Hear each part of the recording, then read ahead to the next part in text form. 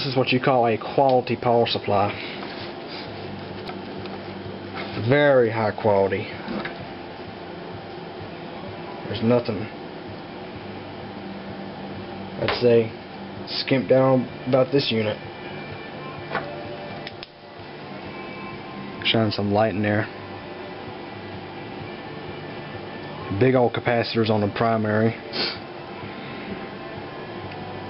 First time I've ever seen a 950 watt power supply in person. This thing here means serious business.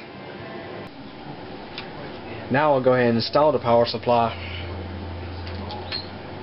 What I've done is I have used something to include zip ties and strapped off the unneeded cables for now.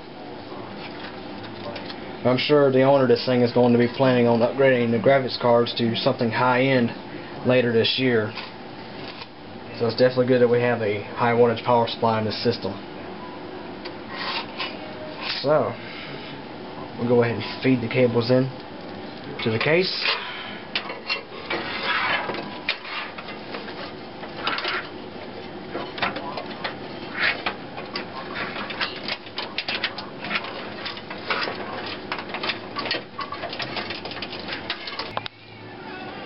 The next part of installing a power supply is routing the cables, which this unit has a lot of cables. It's a high quality Corsair 950 watt power supply. Now the power supply has been installed and hooked up to all the components.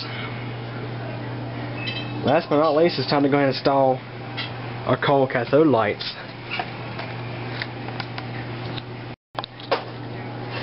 Now I've installed the cold cathode light right back here, as well as the inverter.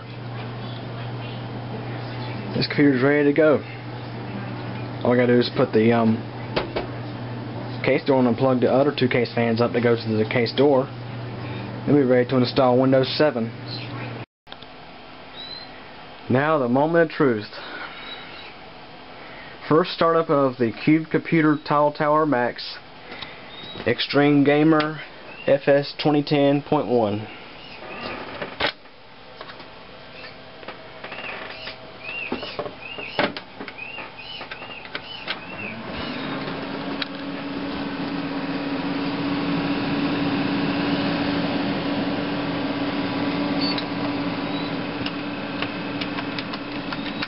Well, she works.